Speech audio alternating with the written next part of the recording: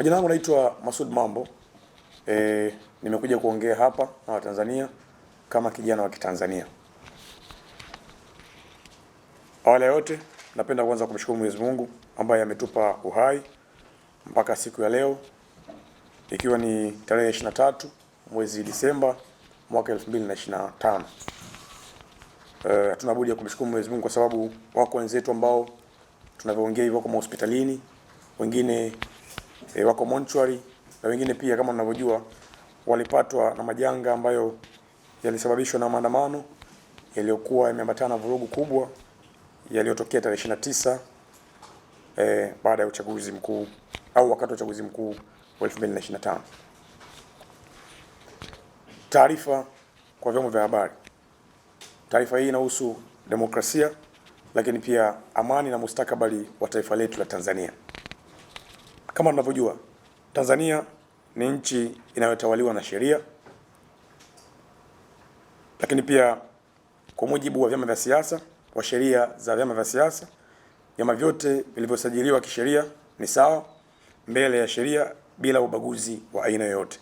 Hivyo basi, jaribio lolote la kubeza, kudharau au kupuuza ushiriki wa vyama fulani vya siasa katika uchaguzi, mijadala au majukwaa ya kitaifa kwa hoja ya kwamba chama au vyama vingine vimesusa ni kinyume cha misingi ya kidemokrasia, ni kinyume cha misingi ya haki, lakini pia ni kinyume cha misingi ya usawa.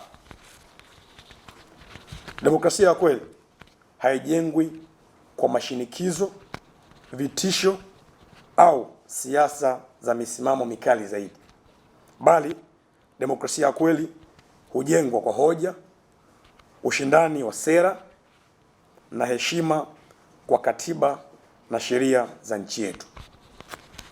Kila chama cha siasa kina haki ya kushiriki na kutoshiriki katika mchakato wowote wa kisiasa. Naomba nieleweke. Katika vyama vyote ambavyo vimesajiliwa, kila chama cha siasa kina haki ya kutoshiriki au kushiriki kwenye mchakato wowote wa kisiasa. Lakini haki hiyo haiwezi na haitakiwi kutumika kama chombo cha kulazimisha nchi kuyumba au kuvuruga utulivu wa taifa letu. Kama unavyojua, Tanzania ni taifa ambalo limekuwa ni mfano wa amani duniani, sio Afrika, duniani. Kwa hiyo ni muhimu kwa Watanzania watambue kwamba lengo la vyama vya siasa ni si kusambaratisha nchi, bali lengo la chama cha siasa ni kushinda dola ili kutekeleza sera zao, ambazo sera hizo lazima ziwe zimelenga maendeleo ya nchi na kwa wananchi wenyewe. Lengo hili haliwezi kufikiwa katika mazingira ya migawanyiko, machafuko, taharuki, chuki, uhasama wa kisiasa. Taifa lolote lisilo na amani, umoja na usalama halina mustakabali wowote wa maendeleo. Tunasisitiza ya kwamba, na kwa msisitizo mkubwa, kwamba changamoto za kisiasa haziwezi kutatulia Watanzania maendeleo. Changamoto za kisiasa, taharuki za kisiasa hazitatuliwi kwa maandamano wala kwa hamasa za uvunjifu wa amani. Na kama tunavyojua, tarehe 29 kwamba yalikuwa ni maandamano, lakini yalikuwa yameambatana na machafuko makubwa. Watu wengi waliweza kudhurika, watu wengi walipata hasara, watu wengi pengine kuna wengine ambao walipoteza maisha kutokana na mazingira ya maandamano yaliyokuwepo, kutokana na vurugu ambazo zilitokea tarehe 29. Kwa sababu tuseme tu ni maandamano, bali yalikuwa ni maandamano ambayo yalikuwa na vurugu kubwa. Kwa hiyo tunasisitiza kwa msisitizo mkubwa kwamba changamoto za kisiasa hazitatuliwi kwa maandamano na hamasa za uvunjifu wa amani, lugha za uchochezi au kampeni za kuichafua nchi ndani na nje ya mipaka ya Tanzania. Njia sahihi ya kistaarabu na ya kizalendo ya kutumia ni maridhiano. Kama taifa lazima tukubali ya kwamba kuna kila haja ya kurudi, tukubaliane, tukae, turidhiane, kwa sababu tunayo Tanzania moja ya kujenga na hatuna Tanzania nyingine ya kwenda kuishi. Majadiliano ya wazi na hoja za ustahimilivu ndio vitu pekee vinaweza kutuletea amani na mustakabali wa taifa letu. Machafuko ambayo yanaweza yakatokea au yaliyokwisha tokea ni machafuko ambayo yametia doa kubwa sana kwa taifa letu. nikiwa kama kijana ambaye naipenda nchi yangu, nikiwa kama kijana ambaye ni mzalendo, nikiwa kijana ambaye natamani kuona Tanzania ya kesho iliyobeba tumaini kubwa kwa Watanzania, ningependa kuwaasa na kuwaambia vijana wenzangu, tufahamu ya kwamba amani ya nchi yetu ndiyo tunu pekee ambayo tunayo kama Watanzania. Na sisi vijana ndio taifa la kesho. Hatuna sehemu nyingine ya kwenda kuishi zaidi ya Tanzania hii. Watanzania tukumbuke, tukiruhusu siasa za kuvuruga amani zitawale, waathirika wa kwanza tutakuwa ni sisi wenyewe. Sio hao walio ughaibuni au wanasiasa ambao tayari wako na visa mkononi za kuweza kusafiri nje ya nchi.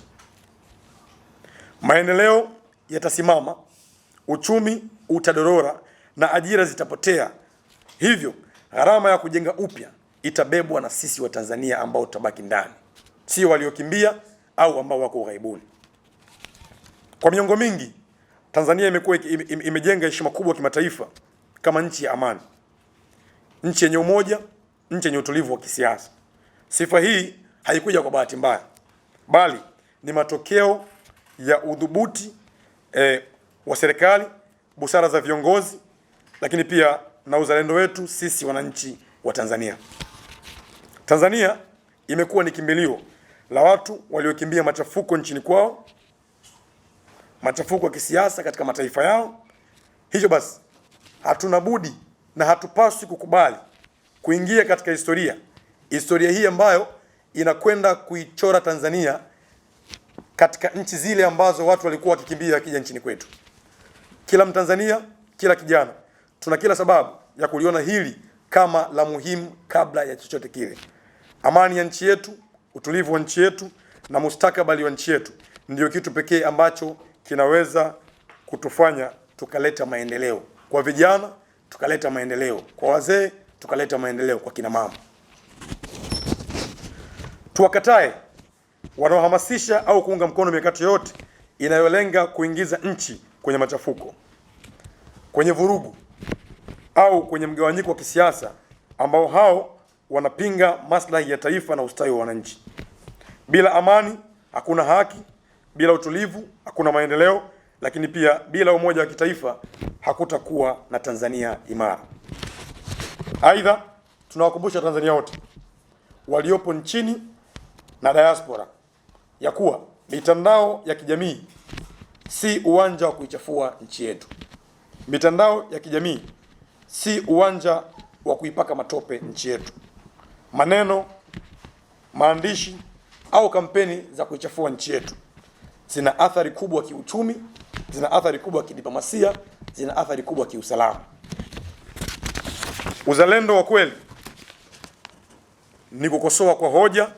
Uzalendo wa kweli ni kutoa mapendekezo ya utatuzi kwa heshima na nia ya kujenga na sio kubomoa. Aidha, ni muhimu kwa Watanzania wote wafahamu na kukubaliana kwa dhati kwamba Tanzania ni nchi huru. Tanzania ni nchi ambayo ina mamlaka kamili kwa maana ya sovereign state, na haiwezi kamwe kwa hali au kwa namna yote ile kuruhusu taasisi, mashirika au mamlaka ya kimataifa kuingilia au kuamuru masuala yake ya ndani kinyume na katiba ya Jamhuri ya Muungano wa Tanzania, sheria na misingi ya utamaduni au mila na desturi za Watanzania. Ushirikiano wa kimataifa ni muhimu na una nafasi yake, lakini hauwezi na hautakiwi kubadilishwa kuwa chombo cha kuingilia maamuzi ya ndani ya taifa huru. Au hakuna chama cha siasa ambacho kiko legiti kuweza kutoa maamuzi ambayo yanapaswa kuunga mkono na kila mtu. Kila chama cha siasa kina uhalali wa kuweza kufanya na kuamua ambacho ni sahihi kwa mujibu wa sheria.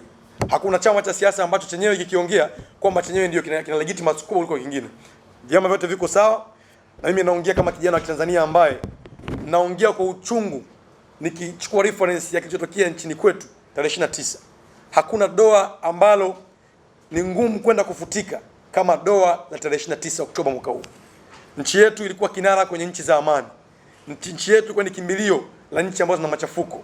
Hatupaswi kuifanya Tanzania kuwa nchi ambayo inapeleka watu kwenda kukimbia nchi zingine. Tuijenge nchi yetu kwa pamoja, tuijenge nchi yetu kwa hivyo mkubwa, tukiamini ya kwamba Watu ambao tuna mamlaka ya kujenga nchi ni sisi wa Tanzania, na sio watu walioko nje au watu ambao tayari wako na visa na passport za kuweza kusafiria. Hatuna Tanzania mbili, tunayo Tanzania moja ya kujenga. Mungu bariki Tanzania, Mungu bariki Afrika. Asante sana.